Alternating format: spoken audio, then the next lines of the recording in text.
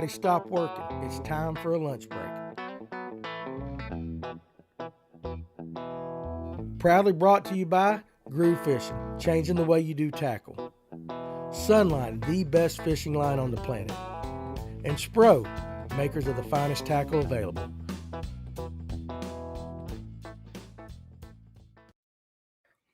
All right, what's going on, everybody? Welcome to the lunch break here at the Live Well.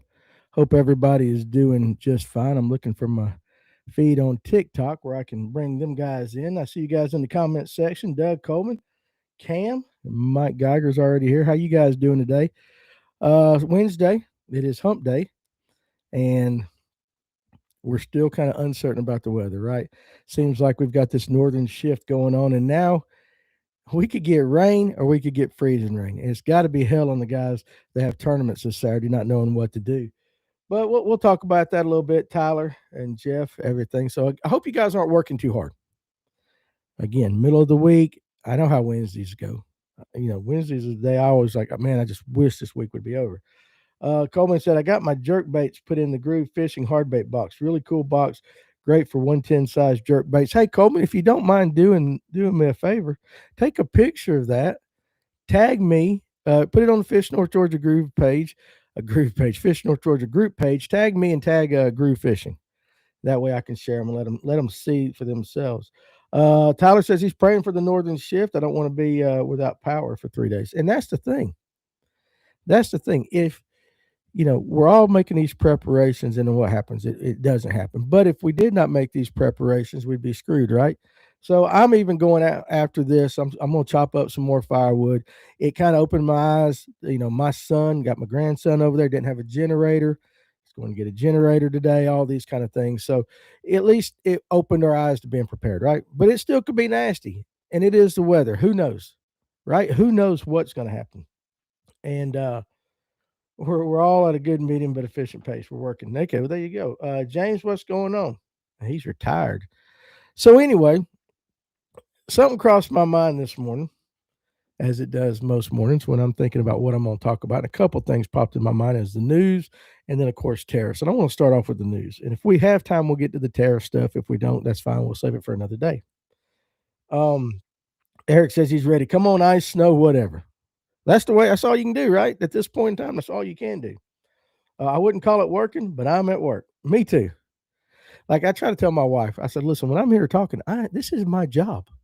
This is my business. So sometimes she just, all you do is talk. Well, yeah, that's what I get paid to do. Let me pull up Coleman's right here. This one before we get going.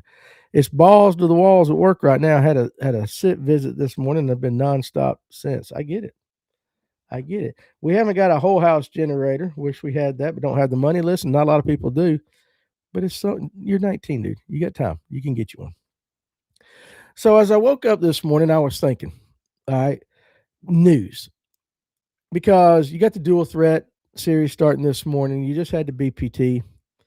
And then, of course, various other news things happening. And I was kind of curious as to what you guys, in your own personal perspective, what do you do to get your fishing news, your outdoor world news? Are you one of those that wake up first thing in the morning, you go to your Facebook pages or your website and you see what's going on?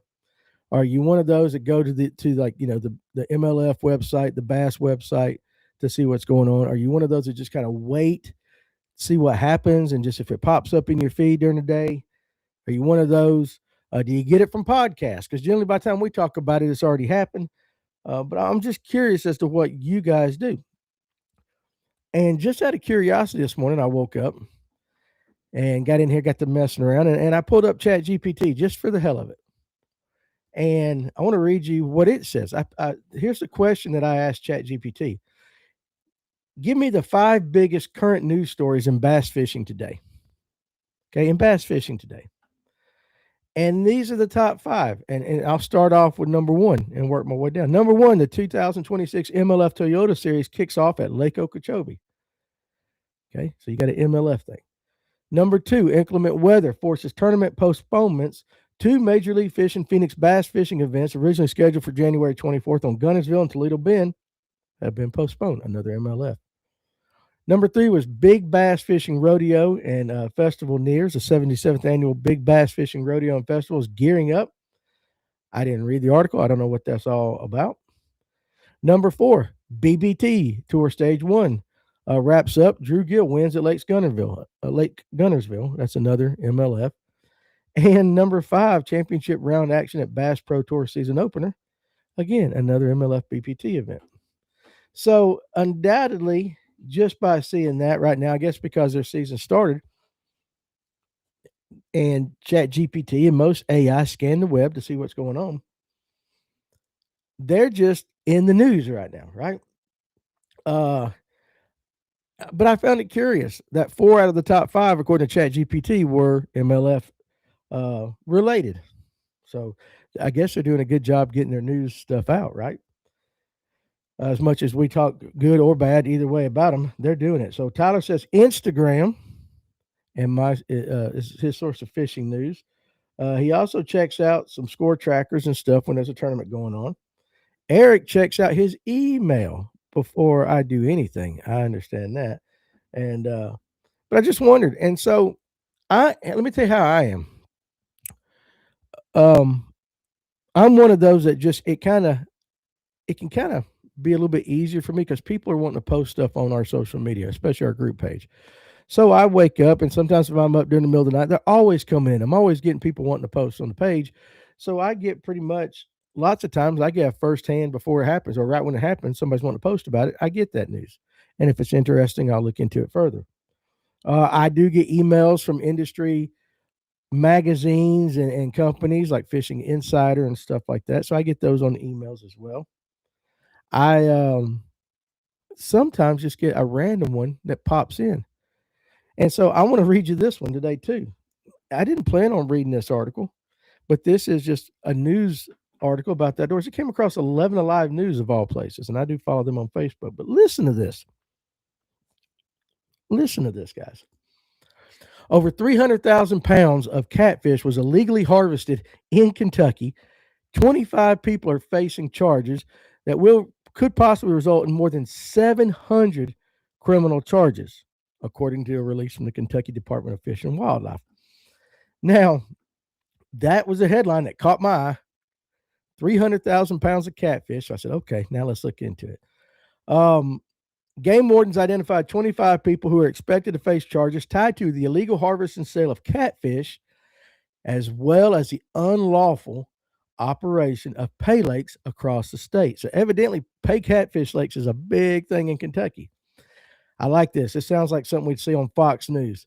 The investigation, known as Operation River Raid, lasted 10 months and spanned all across the states. And officials say the case represents one of the most significant illegal wildlife harvesting and distribution cases in recent Kentucky history. Sounds like, like a drug deal and all that going down, don't it?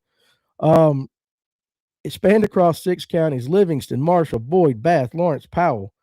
And charges are pending as they continue the investigation. But the defendants failed to report the harvest of more than 300,000 pounds of catfish, which is a violation of Kentucky state law. Investigators believe the illegally harvested catfish were taken from public waterways and transported for sale to illegally operated pay lakes. They say the practice harms fish populations and lawful business and threatens long-term conservation efforts. Now, and they're still going, and let me just throw this in there. Officials are encouraging the public to report suspected poaching activity by calling 800-25-ALERT or texting KFWLAW and your message to tip 411 or contact local Kentucky game warden. But that's kind of the way I live sometimes too. I just get the news, it just pops in, and I'm sitting there like, the headline caught me, right? And I said, this got to be clickbait. No. That's actually, could you imagine 300,000 pounds of catfish and what that would entail as far as the catching of, the moving of, the sale? It's got to be a cash sale, right? And then it's not only going to legal pay lakes, it's going to illegally operated pay lakes. And I'm like, yes. I mean, not yes that they're doing it, but I'm like, this is news that I like to get. The tournament stuff is great. I enjoy it. I like keeping up with it, especially now that I know a lot of the guys in it. But it's like those kind of things. I wish I could get. Now, I wish it was more positive, if I put it that way. I don't want it to be negative and illegal all the time, but that's the kind of fishing news, outdoor news I want to get. And unfortunately, it came through 11 Alive, one of our local news stations. Yeah, Tyler, 300,000 pounds. Coleman said average bridge fisherman. Listen at that. Let's see. They're talking, you guys, that's one hell of a fish fry, Clayton Belmont said. Yeah, for sure.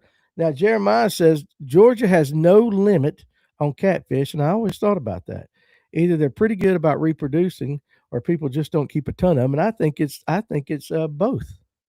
I think it's both, Jeremiah, because with catfish now, especially in our bougie world that we live in, nobody wants to take the time to clean a catfish. That's just the way it is. It's easier, I hate to say, to go to Kroger, Publix, or Ingles, whatever your supermarket of choice is, and to go ahead and buy catfish fillets. The problem with that is, you don't know it was farm raised. I'm sure you don't know nothing about the farm. Now, there are lakes around here I would not eat a catfish out of. Sorry. You do you, I'll do me. I'm not eating a catfish out of Lake Lanier or Allatoona or any of the major reservoirs. I'm not eating them. I know they say it's safe. The state says, you can eat one a month or whatever, one meal a month. I'm not doing it. Now, if I want to cross the street to Latham over here or a smaller lake, a farm pond and all that, let's eat them. Let's eat them, all of them. But nobody wants to do that, right?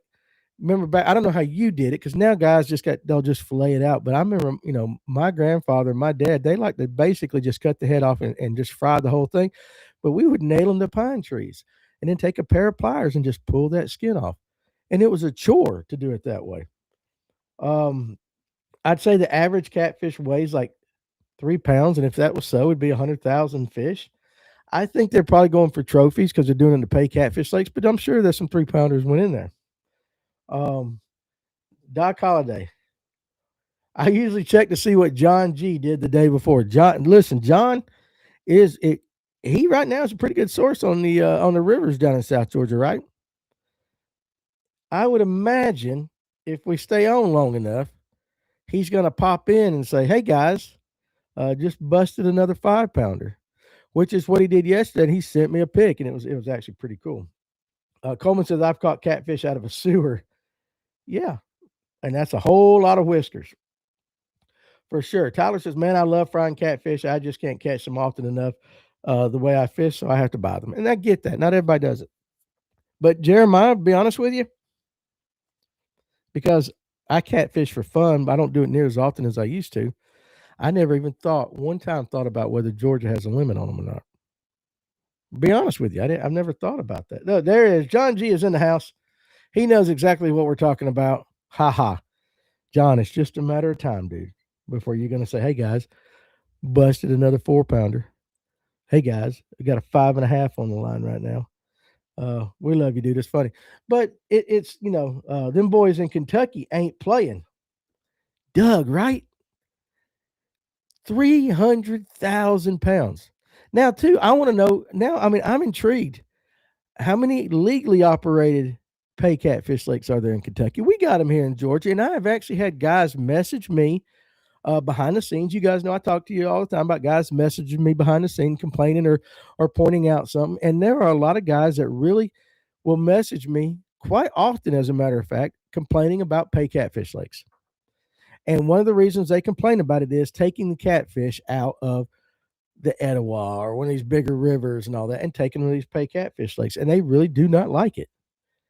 They do not like the fact that every once in a while I'll let some of these pay catfish lakes post on the group page.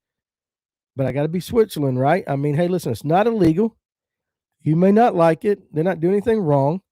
Maybe you guys can talk it out, hash it out amongst yourselves. But in Kentucky, if you're doing that over, and that's 6 counties. I don't know how many counties Kentucky has, but that was just 6 or 7 counties, right? 25 people. I mean, it's like mafia stuff, right? Like, this is a catfish gang. I just found that crazy. But again, that's kind of the way I get my news, right? I got up this morning. I'm looking at Facebook and Instagram posts of the guys down there fishing a dual threat. And again, you're not going to get any news right now, but you're just getting, hey, they're getting ready to blast off. They're on the water. Paul Marks had one where he's flying down the lake and his dad's right over there. And, he's tagging the glasses that they use, but you see them going down the lake. Robert G had one with Kaz, and you see that. And so, you're not going to get any news until the weigh-in. But it was still, I found myself waking up this morning just checking on the guys, see what they're doing. John says, I'm on Sinclair today. I caught a 7-pounder after the 5-pounder I sent you. Sure, of course you did. I'm not saying sure you did. I'm saying of course you did, right? It's just the way you roll. Nathan, what's up, guys? I caught a 3-pound football of a spot yesterday. Congratulations. Just out of curiosity, Nathan, where did you catch it? I pretty much got a guess, but how long was it? Did you happen to measure?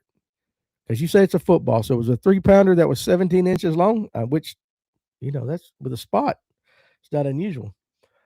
Cam says the head meat on a flathead is delicious nuggets. Now, there's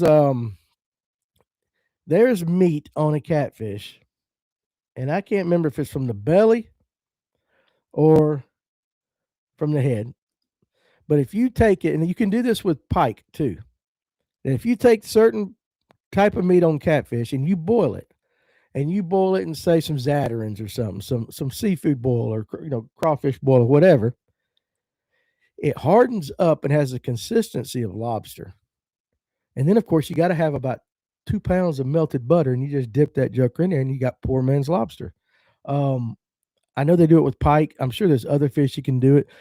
I just know some hillbillies that do it with catfish, and they call it that as well. So absolutely, I get that. Clayton says, I catch 3 or 4 catfish a year on my crankbaits. Now, John Aldred, buddy of mine, you guys know him. He's been on the show a time or two. He caught a flathead in Allatoona that buried his 50-pound or broke his 50-pound scale. And it was either on a crankbait or it was on a chatterbait, one of the two. But catfish, and that's another thing about catfish. Everybody thinks catfish just sit on the bottom and eat crap and dead things. They're predators, man. You can catch a catfish the same way you can catch a bass, especially if you're throwing out shiners, things like that. It's all the time. All the time you can pop a catfish here and there. I know on the lake I grew up on, if I threw out a shiner, because that's the way I fished back then, I would say out of every 10 fish, 1 or 2 would be a catfish. But they're predators, especially flatheads. Let's see. Tyler, 6 or 7 counties? Yeah, absolutely. Absolutely. Jeremiah goes, most popular freshwater fish in America. Number 1 is the bass. Number 2 are panfish. Number 3 are trout. Number 4 catfish. Number 5 are walleye. I guess they're still at least somewhat popular. I used to think they were so cool as a kid. I probably fished for catfish as a kid as often as I did for bass, especially during the summer months. When the bass fishing on my dad's lake got really, really when it got hot, because it wasn't a very big lake, I would go down there in the middle of the day during the summer because we stayed out chasing the girls all night, right? Because we just lived on that street. Wake up about 10:30 or 11, knock out my chores that my dad wanted me to do sometimes, not all the time. But then I would grab some chicken livers or something, and I was right down there on our lake during the heat of the day. And then I would fish from probably 12 to, I don't know, 4 or 5 catfishing. And then if I wanted to keep fishing, at that point, I'd switch back over to bass fishing. And I loved it. And it was just something my dad did. Catfishing was something he enjoyed doing. And I've always liked catfish. Let's see. Kyle Patrick had 16 pounds. Really? There you go. Okay, now we're talking about the dual threat. We're down there. I wonder if scoping the canals for pre-spawn fish will win on Okeechobee. You know what? And Emil and them said kind of behind the scenes that it was tough down there.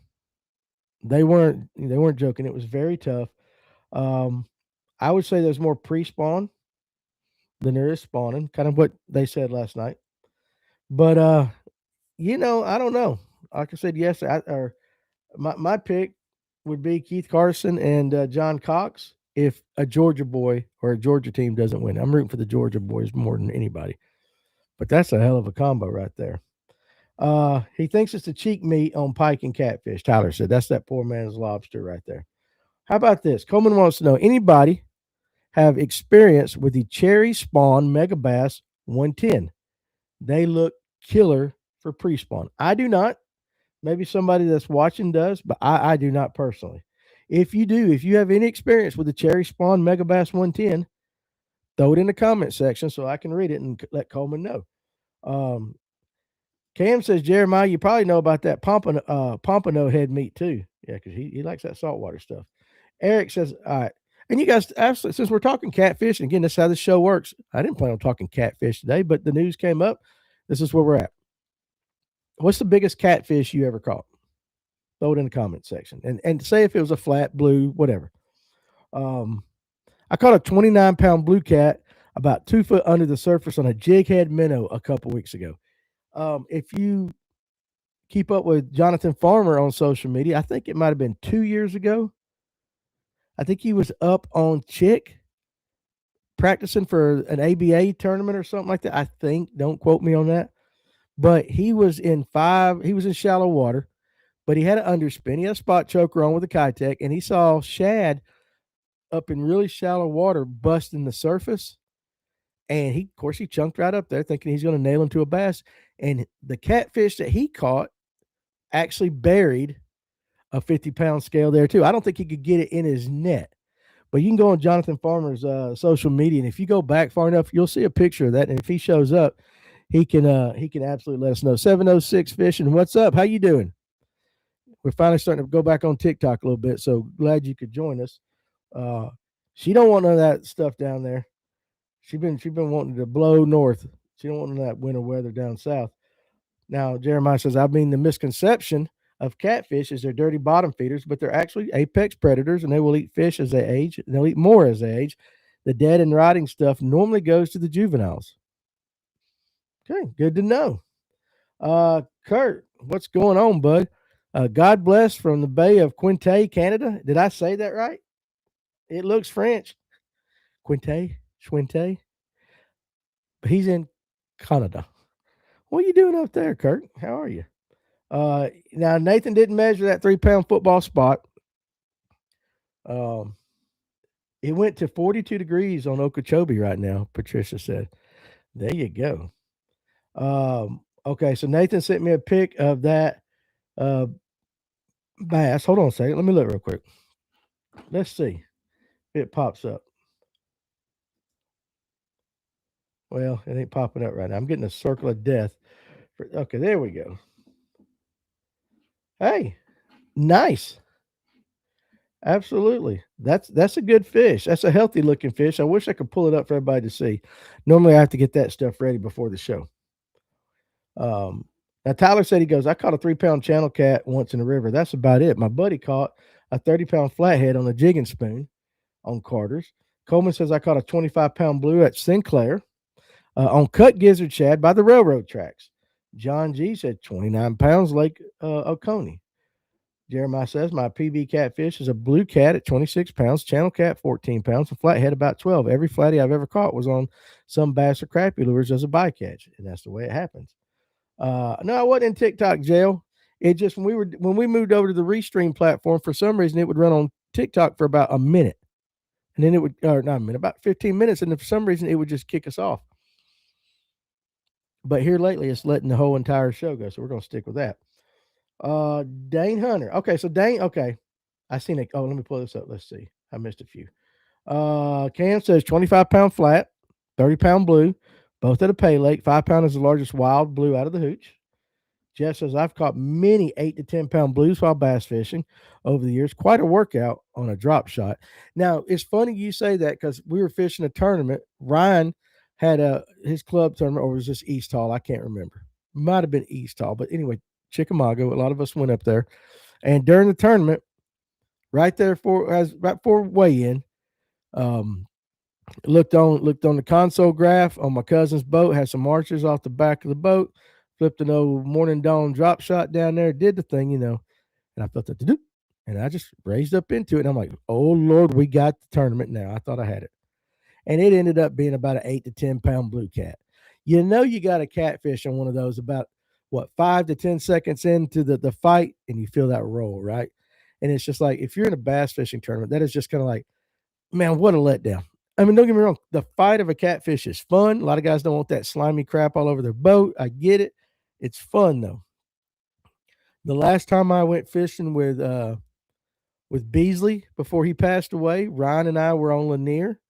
We were coming into Van's Tavern, right off the there's that section where you park and you got the boat right to the bottom, but right off to the left is where people sit. Or you can look down and walk down along there. There's a couple of reef markers out there, and there's some brush piles out there. So we were hitting this brush pile before we loaded up. I had, of course, a wacky worm on, weightless, 25-foot brush pile. Beasley's just throwing like crazy, runs it, and I just threw it out there and I let it sink. And it got down to that brush pile, and I just popped it one time and set the hook. And I'm like, and Ryan, no, what was it? Ryan goes, dude, you got he goes, that's what he said. He goes, you either got a mag spot or you got a catfish. And about 3 to 5 seconds later, after I laid into that thing, and it's just pull and drag, you almost could kind of feel the roll. But that was the last fish I caught with Beasley. It was a catfish. Good times though. I seen a catfish try to eat a beaver. Nathan, that would be very interesting. Dane Hunter. Now, remember, I just told you guys about farmers' catfish, right? I seen the pictures of it. Again, he goes, yep, because Dane was there. It was the ABA 2-day. I had to bail him out. He called me because I had a bigger net. I'll send the video to your phone. Bottomed out a 50-pound scale, big blue cat. I remember the pictures of it. But that fit, and Dane can correct me if I'm wrong, but I believe that was the case that Jonathan was telling us shad were busting up shallow.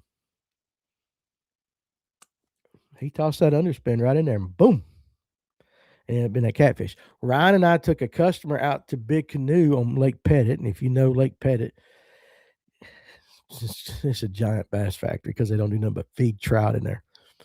But Ryan was throwing his horny toad. And we were in the back of a pocket, and Ryan saw what he thought was a log laying there. And of course, if Ryan sees any log or structure laying down that horny toad, it's going right over it, and he's rolling it right across. Well, he threw right over it. When he started reeling it, that log started swimming off, and I kid you not, it come right by us, and that was about probably right. We guessed. He said that's got to be a 30-pounder, but it was in like a 1.5 feet of water, and it's very clear lake. He, honest to goodness, from the distance we were at, thought it was a catfish. But yeah, send me that video. Maybe I'll play it tomorrow on the show because I can load up videos if I do it before. Tyler says, them bass ain't going to bite nothing at 42 degrees. It's going to be tough down there for sure. Florida bass are soft when it comes to the cold. And he caught on a tailspin. Now, Patricia said, they biting. And if anybody's going to figure it out, it's the guys that are down there, right? Eric said, the blue that hit the minnow was pushing shad at the surface. I thought it was a striper. Let's see what Prohibition Fishing says too. Do you ever have them stories? Do you ever have them stories that you just can't tell nobody? Yeah, I got plenty of stories that are between me and God. But I got a bunch of stories. I imagine everybody's got some of them. If that's what you're saying. You said because you put stores, but I think you meant stories. Yeah, I got them. But listen, I'd like to talk, so I'll tell a bunch of them. That's my job, right? Some guy caught like a 60-pound flathead out of a little Ackworth on a square bill. I don't think that was John's. I think his was Alatoon. It might have been Ackworth. I'll have to ask him. Now, if you go up the Etowah River, especially from the Kelly Bridge put in, and you pay attention as you're going upriver, what you will see are a lot of limb lines where guys had, they just went by with some rope, setting stuff out. And after they caught the catfish, I guess they didn't bother to take it all the way out. They just cut it. There are tons of those going up the Etowah River. Speaking of drop shots, has anyone thrown one recently on Lanier and had success? I have not. So, well, Dane just sent a picture. I didn't cut that means my phone's going to ring too. I didn't cut my volume down. I'll load it up, Dane, and tomorrow on the lunch break, I will show that video. We'll do that. Let's see. Now, Tyler says, I swear they're allergic to a drop shot compared to how they used to be. Okay, Tyler, what are you throwing on your drop shot? Are you still going with the basic? Like you got a robo worm on there? What are you doing? Have you tried putting one of them old funky dice baits on there or something like that? I'm just curious. Um, Jeff says absolutely that roll will hurt your feelings quick for sure. I mean, Ryan goes, you got a mag spot, and then he goes, or a catfish, and sure the hell enough, I mean, just right after that, it started rolling, and it did that on Chick too. It was just kind of like, man, because it was 2:30 to weigh in. We needed like one or two good fish to have a decent show, and we ended up fourth in that tournament. Um, but that tournament was tough on everybody. Chick was just dead except for the team that won it. I think we took fourth with like, good grief, we couldn't have had no more than 9, 10 pounds, maybe. I mean, it was rough. But I thought, we had 9 or 10 pounds, and then I hooked that one. I thought, okay, now we're going to be bumping up 14, 15 pounds because I had caught a couple of big, I say big, some 5-pound largemouth. I already had one in the live well. And in practice, I caught one on the bluff walls right there on Chick, throwing a green pumpkin amber Yamamoto wacky, weightless wacky. I threw it up there, and I would hit the rocks and just let it work its way down the rocks. And I caught a 5-pounder doing that. But like I said, you guys heard me say it quite a few times on this. Every guide around here, anybody that's fished Chick said, go, you got a morning dawn drop shot. And that's what I caught that one. Eric says he hasn't been to Lanier lately. Now, you guys can throw this in the comment too. He's guessing 62 pounds. Patricia will win the dual threat. If you kind of listen to the guys, that's kind of what they were saying. You're going to be in that 60, 65 pound range. Jeremiah goes, since we're on the whisker fish subject, which is crazy because I didn't plan on it. If y'all want to get dragged around by a 50 to 130 pound monster, wintertime is the best to catch a monster on blue cat. Cut you up some shad and get to work out deep. Tennessee River going through Chattanooga, fantastic place. I think his name was Dale. We recorded it and never put the video out, but Josh and Paul Coonan and myself went with, I think his name's Dale. He lives in Jasper, but he fishes up on the Tennessee River. We went up there for catfish. The biggest one we caught, I think the biggest one I caught that day was 20-pound blue. But I think Paul got a flat that was pushing 30. I think. It's been a hot minute. But we tried to go right up behind the dam, but the current was so strong and they weren't biting. So we ended up going back through Chattanooga, down a few more miles. And if you've ever fished that stretch, you'll know what I'm talking about. There is an island in the middle of the river, and there are cows on that island.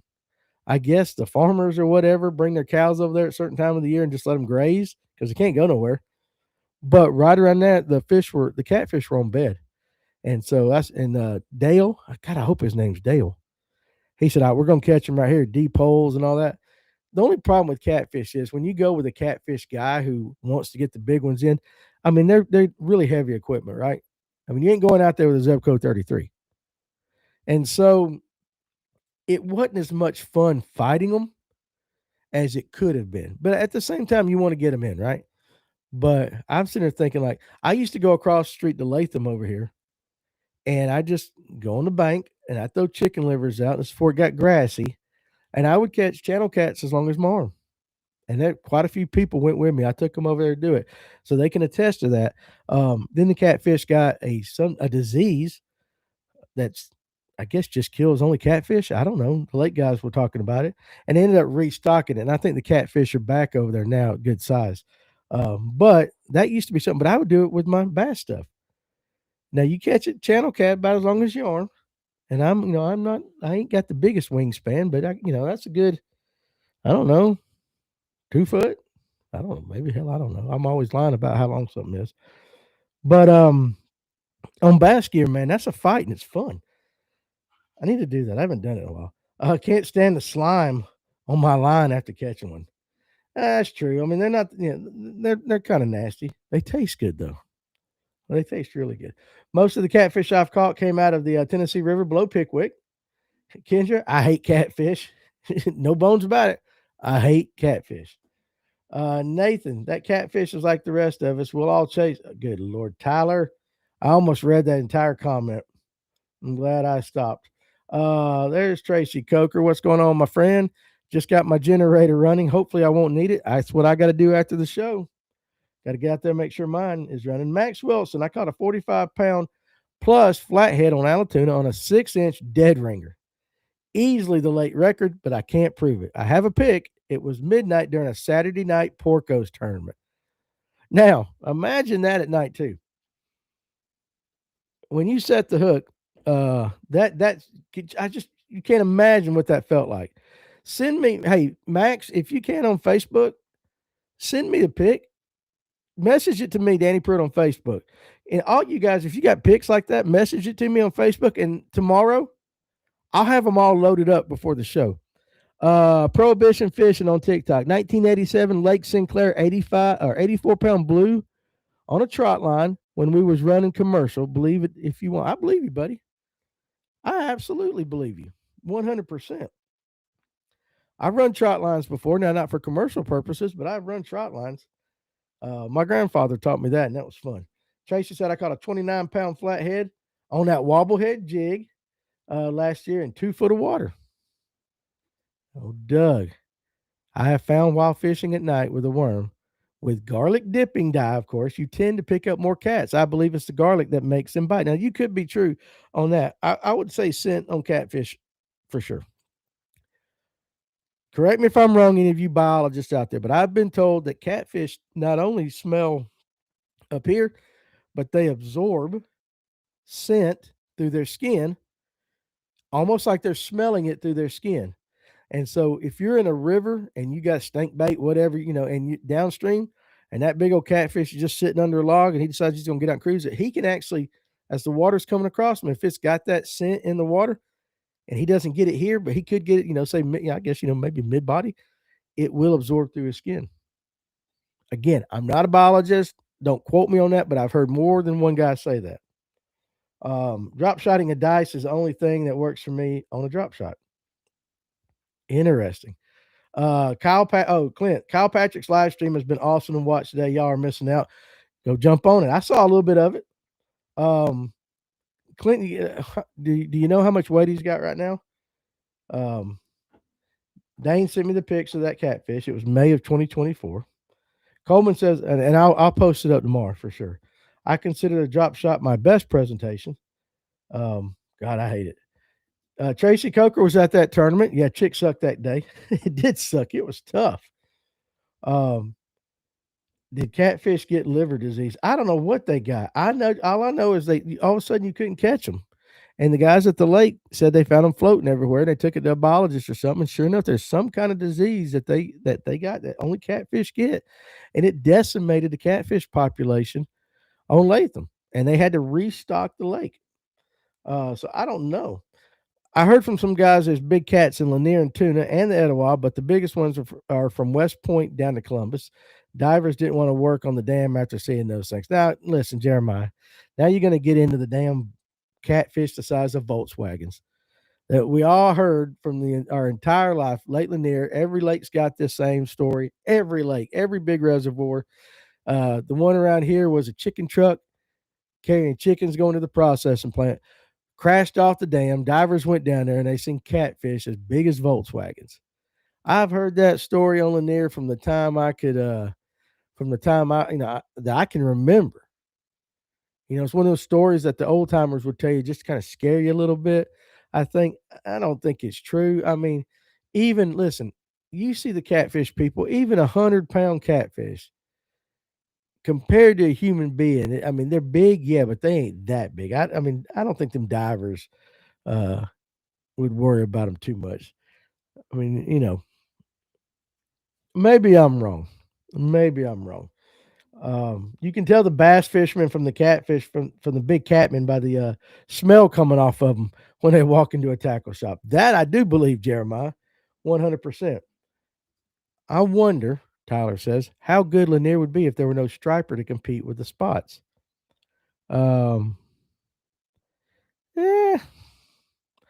don't know, because I think the striper do their job keeping the herring and everything at the right.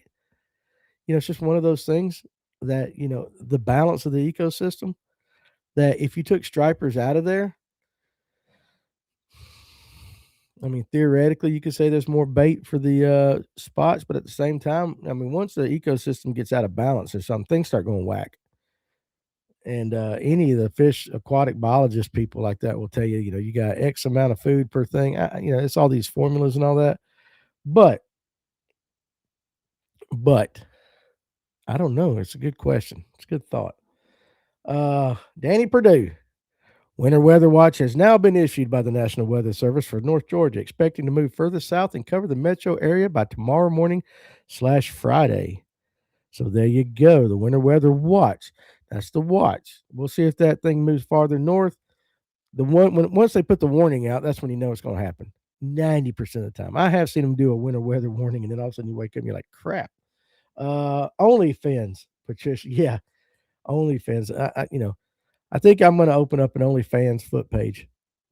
I think I'll do that. There's always some creep out there pay money see some ugly man's feet. I just know they're there. Little side money. Maybe I could pay my tournaments through an OnlyFans account. I don't know. We will see. You know what? No one else talks about the world class white bass fishery that Lanier was at one point. Because it ain't no more. But you're right. Now I remember back in the day. Now, granted, I didn't do a lot of it. My grandfather and all them, they would go on that white bass run, and they would absolutely slaughter them. It was talked about a lot. It is not talked about anymore, for sure, because it just don't happen. Now, Cam says cherry Kool-Aid and garlic powder on chicken breast works good too. Now, that's the thing that we did learn up there. That the guys in the know, they don't use chicken liver because it comes off too easy. They'll use cut shad, gizzards, whatever that daggum bait fish is in the river. I forget which one it is. It's not gizzard. Um, Crap, it'll come to me before often. But a lot of them they'll take chicken breast and they'll soak it in Kool-Aid and garlic and other scents like that because it stays on there.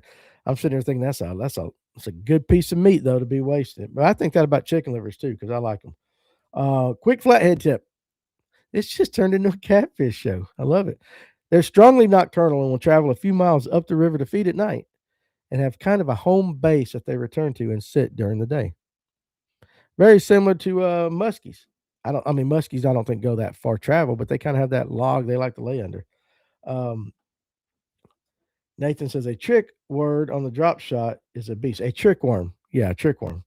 I don't know about a trick word, but a trick worm, absolutely. Jeremiah says, yes, catfish have taste buds in their skin. Kyle Patrick has 16-pound, 10 ounces. Danny, you missed the joke. You said you were catching them on liver. I did miss the joke, Dane. Dane, it's the middle of the week, dude. I'm trying. I'm trying. But all you guys, exactly. You've heard all them stories right there. Patricia said 103-pound blue cat on the Santee Cooper. Now, I've heard that's some big catfish over there. Now, War Eagle the best. Good question. Does catfish compete with bass? I would never stock catfish uh, in my own lake or pond. I mean, yes, but not yes. Like catfish is not near as aggressive, especially, as a bass would be chasing bait and all that. But I will say this that like if you stock your lake or your pond with a bunch of bluegill for the bass and you got catfish in there, catfish are gonna eat them bluegill too, for sure. I just don't know. I just don't know at the rate. I don't think catfish would hurt your fishery. I don't think they would hurt it. That would be a good question for my buddy Colin Steele. I might text him after the show and say, "Hey, listen, how does a catfish compete with a bass? Does it affect them?" Because I know they put them in lakes. We'll see. Uh, Coleman says, sadly, all the snipe ate the Volkswagen catfish, but then Bigfoot hunted all the snipe, and so no conclusive evidence yet, for sure. Good grief. I'm going to turn down my volume here, hopefully. There we go. Um, if they're sitting on a bucket, they're catfishing. Absolutely. The female Bigfoot ate all the catfish. Look up the Mekong giant catfish of China and compare that one to a Volkswagen. All they're missing is the wheels. Now, in China, they ain't in Lake Lanier. Now, those catfish, guys, I hate a whopper plopper. Prohibition, kind of like snipe hunting over on TikTok. I hate a whopper plopper, chopo, and all that. But them jokers over there, I don't know, what is it? Whales that they're trying to catch those things? Them big catfish, and they're fishing it like muskie, and you see that big cat come out. It looks like a snake head almost, big giant thing. And then they start doing a figure eights with that chopo or whatever, like you would a muskie, and all of a sudden right by their kayak or whatever, just kabloom. That's a big catfish. United States, we don't have them that big. Those are big catfish. Uh, Mike says, I have no idea how much that fish weighs, but it was huge. Tracy says he's starting to worry about me. Talking to OnlyFans and stuff. Listen, if I could get all you guys give me like $2 a day, I wouldn't have to do that route. But you got to do what you got to do, right? Mama needs a new pair of shoes. If I got to show my ugly feet online to get it, I might just do it. I'm just kidding. You guys know that. Randy Blockett scoped all the Volkswagen fish. Now they're gone. Coach Bear Bryant has a catfish farm in Alabama. Chicken hearts. Yeah, I've never fished with chicken hearts that much. I know a guy, and I've heard this. This is true. I've heard this. I know a guy that uses ivory bar soap for catfish bait. Regular ivory bar soap, heated in the microwave to soften, cut into small squares, swears it works. I've heard old timers talk about doing that. So we will do that. So here we go. We'll try it again. The biggest catfish I ever saw was on Fontana Lake. Okay. Fontana Lake. The biggest one I've ever seen with my own eyes was about 40 or 50 pounds. It wasn't I didn't catch it. It's the biggest one I've ever seen with my own eyes. Farmer's in the house. What's up, Farmer? We were talking about your catfish you caught on Chick. Mike Geiger. They had used the limb line and the guy pulled it out. He was standing on the front of the bass boat holding the fish. That fish bites pectoral fins. You couldn't see the man. Oh, by his pecs. You couldn't see the man's face or his head, and the fish's tail was still in the water. Oh, man. Bass will eat a catfish at 8 inches. True. Jeremiah says Georgia record blew only a few years ago from the hooch when 110 pounds, and the world record is 143. I don't know. Y'all might not want to swim no more. Welch catfish is what I was talking about. Yeah, I mean, don't get me wrong. There's big ones out there. Now, Doc Holliday. Everyone, please go to the Altamaha River, catch flatheads, and keep them. They are hurting the red breast population. That I've heard a lot about. It is really hurting the red breast. If you don't know what that is, it's kind of like a little brim-like panfish. Beautiful fish. Doc, ain't there another name for them? I'm not familiar with the panfish down in South Georgia. That's not a flyer, is it? Is that a different fish? But I have heard, the red breasts are really hurting. And that's why they have what little town is it down there that actually has a catfish festival on Altamaha, where you go down there? It's Waynes County. And again, the South Georgia, I'm not that familiar with it, but I know that they have a big catfish tournament every year. And I think one of the reasons is, number one, tourism, get everybody come down there. But number two is try to get some of those fish out of there because they will do it. Prohibition says Alka-Seltzer and a tube bait tied above the stink bait. There you go. A flyer is different. Okay. That catfish on Chick, this is Farmer. That catfish on Chick maxed out a scale that said 50 pounds, came up with an error thing. That's what I was telling them. And Farmer, correct me if I'm wrong, and I think Dane said this was true, what I said. You were throwing an underspin, less than 5 foot of water because you've seen a bunch of shad breaking surface. Correct me if I'm wrong on that. Jessup, Georgia, Doc Holliday said. Yep, Jessup, Wayne County. Okay, so there you go. I mean, that's one of those things I wanted to do for the TV show. That was an episode that I wanted to make for the TV show, is get one of them locals to take me to that festival, to take me out on the river. Let's jump in that tournament, try to fish it, see what we can do. And then, of course, you're filming the way in and all that. And you go eat at a local restaurant, you meet people. So kind of a cultural thing. I think it would have been a great show. I think it still would be a great show. Old school guys used to make blood bait by going to the slaughterhouse and getting a bucket of blood and using a rolling pin, then cutting it into pieces after they coagulated for the hook. I don't doubt it. Catfish love brim. And his farmer said catfish on an underspin on 10-pound test, and it was chasing bluegill. Okay, that's what it was. I knew it was. I knew it was chasing something, right?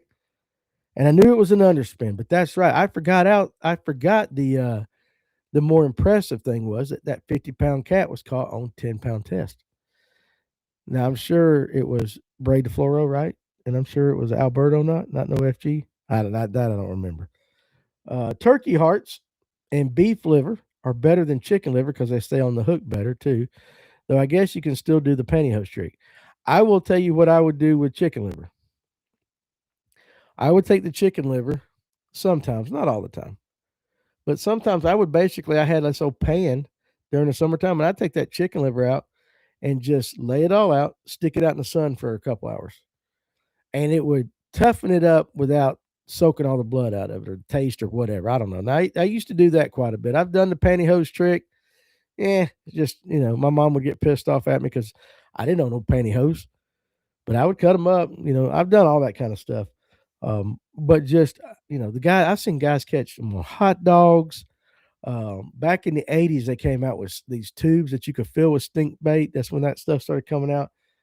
Catfish love shrimp too. I've seen guys on trot lines run shrimp, and what they would do is they would take a shiner or cut bait, then they would take chicken liver, then they would take a shrimp, and I've seen them go down the line and do that. I've never seen a bunch of fish in the South on the lakes we fished get caught on the shrimp. Now, granted, you're looking at farm ponds and other things. Now, imagine if it sat there a while and all that, but it would always seem that we caught them on the chicken liver or the cut bait. I don't ever remember actually hooking one on a shrimp. Not saying they don't bite it. I believe you 100%. Just not the luck we had. Dane says, let me know when you go to Jessup. I have free lodging in Baxley, about 30 miles west of Jessup. If I could ever get some sponsors to jump back in on the TV show where we could go produce it, that's an episode I'm going to make. I want to go down there for that catfish festival because, again, you get the culture of all the rednecks coming in and catching them catfish, which is fantastic. You get the fishing on the river and the way into the tournament, which is fantastic. And we can find somewhere to eat down there. If not, we'll just find a good chef and let them cook up those catfish in a certain way that we've never eaten them before. Would make a fantastic episode of a show. You guys find me some sponsors. Shit ain't cheap. Farmer said Bray DeFloro and Alberto Knot was all that medium power Rod wanted. I understand that completely. Jeremiah says, I just always use chicken liver and sewing thread. I've tried a lot of things. They used to have this stuff that you basically, this is back in the 80s. You go to the store and you'd buy, it came in a packet. It was a sponge. And then it would have this type of bait that you would soak your sponge in and then go out and catfish. Never did I ever catch a catfish on that thing. But my dad would buy it because I would throw the chicken liver off when we were younger and all that. And again, I graduated. I graduated up to the chicken liver, throwing it myself with the 33. That's what I catfished with. Grew up catfishing the Altamaha River. There you go. I think it'd be great. And Eric says the phone won't quit ringing today. I get it. Interesting, guys. Like I said, this is what I love about the lunch break. I was going to talk tariffs and news and all that. And I read you one article about an illegal catfishing operation going on in Kentucky. And we have spent the last 50 minutes talking about catfish. You guys are fantastic. I didn't have it on my bingo card for today. Them crazy trot line guys will put goldfish, baby carp, bullhead, skipjack. That's what I was thinking about. Skipjack herring and other baits up to like 2 pounds on the line looking for trophy flatheads. Skipjack. That was the bait that guy was using. Dale, I think his name was, that took us on the Tennessee River. And he had frozen brim and frozen skipjack, and he had cut them up. And that's what we caught all the fish. We caught all the fish on the skipjack, if I'm correct. And you guys want to know, Eric says, I'm a freight broker and every truck in the South is trying to get the heck out. Hey, listen, I get it. Do you blame them? Farmer says, if you can suspend your bait off the bottom, catfishing, seems to get more bites than just resting it on the bottom. Yeah, that might be true. Generally, though, I'm old school when it comes to catfishing. Give me some chicken liver. Let me throw it out there. Give me an old stick with a V. Let me pop that thing down there, lay my rod in it, and let me wait for my line to come in and go out. That's, to me, honestly, you guys know what I'm talking about if you like catfish. There's something about watching that line when you're sitting there and you see your line go slack. And you guys know what I'm talking about because your line's out there on the bottom. You got your bait out there. And if a brim's screwing with it because it just pop. It pesters the hell out of you. Just like throwing a wacky up there on the bank and you get a brim. Brrr, hate that. But that classic catfish bite where the line comes in, your line goes slack, and you're like, oh, hell yeah, here we go. And you get ready, and then it just slowly goes on out. And the second you get tight and you cross his eyes and all that, That actually is one of the better bites out there. Let's see. Fishing over politics for the win, 100%. I just sent Farmer 2 videos I made of his catfish. Seeing him on his knees when I pull up with the helpless look he has is priceless. I can imagine. Patricia says we used to trap channel cats with cheese bait. Okay, there you go. I believe it. What kind of pictures are you wanting, Danny? It- Big catfish. I'd like if you got for tomorrow, and we'll just do a part of the show tomorrow. I'll show everybody's pics of your PB catfish. We don't talk catfishing near enough here at Fish North Georgia. We just don't. Um, Bass fishing just got more content, but I do enjoy talking about it because it can be as simple as you want it to be. It can be as complex as you want it to be. But if you guys, any of you guys, have a picture of a monster catfish, and you know what, your PB. If your PB is 8 pounds, send it. And you want to get on Facebook and Messenger, just shoot it to me over Messenger on Facebook. I'll load them all up, and then tomorrow we'll show everybody's catfish. Might even put it out as a post on the group page. So you can do that. Just catfish only though. Okay. We'll save the other ones for later. But tomorrow, just or for now, if you're gonna send me pics, catfish only. Interesting take right here. We used to take craft singles, wrap it in open cheesecloth to catch catfish growing up. And you know what? You do realize you can start it. You guys know that if you run out of kindling or something like that and you want to start a fire, if your power goes out and you need something to start a fire and you have some stuff in your house that you can use, corn chips work. You got Funyuns. Funyuns are absolutely some of the best fire starter out there. But you also can get a craft single to burn too. I'm not sure yet. I got a couple of feelers out on tomorrow night's show. I'm hoping I'll get an answer by mid afternoon on that. What's up, Tatum? There's my baby girl. Um, I've got a friend that fishes. I wish Pontoon Jody would have showed up today. The one time we talked catfish and she's not here. I'm gonna tell her that too. I've done one catfish episode, and it's been about 2.5 years ago, and I forget the gentleman's name. He was a pro catfish guy. Came on. He was the one that got nervous. I think went upstairs about halfway through the show and threw up. Because when he came back down from the bathroom, he did just fine the rest of the show.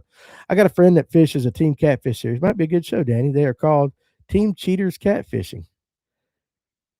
Let's see. We might need to do that. Yeah, I don't eat craft singles.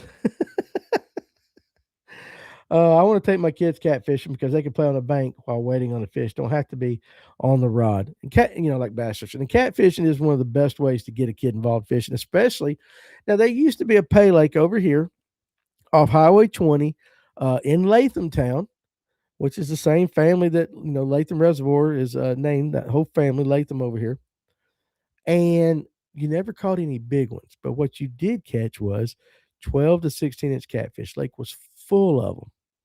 And what my daddy would do, it probably was illegal, but we would take a 55-gallon trash can and we would put some water in it and sit in the back of a truck. And we would just pay our $5 or whatever per person going in. An entire family would go in. So you had my grandfather and some other people. My daughter, no, my shirt's not on backwards. She's texting me, I think your shirt's on backwards. No, it's not on backwards. Good Lord.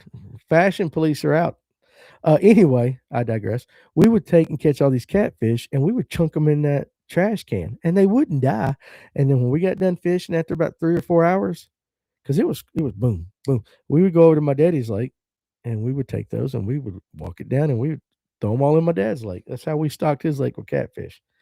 Um, Interesting, Jeremiah. This is smart. Catfish eat soap because it's made from animal fat, but it has to be unscented. Heard from a guy that killed water moccasins and used them for catfish bait too with success. Well, there you go. There you go. All right, guys, we went about an hour. And just in case we get the Ice Mageddon, I have to go out and I have to get my generator running and I have to go stack firewood. So we're going to call it a day. And now I got to actually go do work. I just can't imagine someone torching a craft single. Some of you guys are going to do it, right? You're going to do it. You're going to get a lighter. You're going to go get a nacho chip. Go to the store, blow the 99 cents, buy you a bag of Funyuns, put a flame to it, see what happens. You can start a forest fire with a Funyun. You certainly can. And in a survival situation, you can do that. And go light a craft. Yeah, dryer lint is the best. That's why it's so dangerous. You can burn craft single. It will burn. It's that wax or something in there. Um, Catfish nuggets for dinner, farmer said. Yeah, I don't know. I don't know what's going to be for dinner tonight. But I do know that my wife went to Kroger. We got all our essentials. I got my Pepsi Zeros. All right. My wife even bought me a can of freaking SpaghettiOs. I'm unloading the thing because, of course, she did the Kroger checkout, that quick stuff or whatever it is. And I'm like, what the hell you buy SpaghettiOs for? She goes, they're for you. And don't eat them all at once because I have been known to go in there and we'll eat it. Dane said, I'm going to try it. I burned chips. Catfish look like a tadpole when hatched. They do. Now I got to go to the top of the river for dinner for sure. Seriously, guys, get you some Funyuns. Either some really, I'm seriously, get you some corn chips or get you some Funyuns. Get you a lighter, whatever. Put it on the bottom of it and watch what happens. Especially them Funyuns. They ought to come with a warning. Craft singles, we'll call those death cheese. Yeah, for sure. But anyway, so I'm gonna call it a day. Now tonight, okay, for you kayak guys, and even if you're not a kayak guy, watch it anyway. Alex will have a live well 8 o'clock. Of course, it's kayak night, Wednesday night. Roy, and I don't really know how to pronounce his last name, guys. I think it's Widgeon or Widgeon or whatever, but he is the founder of USA Kayak Fishing Magazine. So he's also an avid kayak guy, and they cover a lot of the trails, the tournaments, and everything. So it'll be a good conversation. That gentleman also has his own podcast as well. He's not as good looking as I am. I'm just kidding. No, he's a nice guy. But try if you got time to watch that and support Alex and all the kayak guys. And then tomorrow I'll be back at 12 for another lunch break. And then tomorrow night we'll have a live well, and we will see. Hopefully we'll have a better idea what the weather is going to do. And I told some people yesterday, and I might do it if the power doesn't go out, but we can't travel anywhere because I'm gonna get bored. We might just have a special lunch break or live well or something. We'll figure out something. I'll make a post on the group page or whatever. But cotton balls and Vaseline is a great fire starter. Burns long enough to start the kindling as well, for sure. But it ain't real cheese. No, it ain't real cheese. It definitely ain't real cheese. It's wax and something. But just go buy you some Funyuns. And you guys, seriously, just for shits and giggles, go buy you some Funyuns and try it. And then report back to me. Again, you got some catfish pics, send it to me on Messenger. We'll post them tomorrow. And but anyway, you guys hump day. Don't work too hard if you're at work. Try to get through the day, power through it. You got a couple more days to the weekend, even though right now the weekend looks like crap. It's still the weekend. So appreciate all you guys joining me. And I'll see you tomorrow at 12. I might pop in and watch some of Alex's tonight too. I've got actually got a business meeting, but maybe I can pop it too. God bless you and the family. Have a good day prohibition fishing. You too, dude. Appreciate you joining us on TikTok. Absolutely. And we're gonna start doing tomorrow. I'm gonna show you guys a product. I'm gonna show you a product too, and it is from a gentleman on TikTok that you guys really need to consider if you like to keep your fish alive. And that's just a little teaser. But I'm gonna show it to you tomorrow on the show. So you guys be good. I will see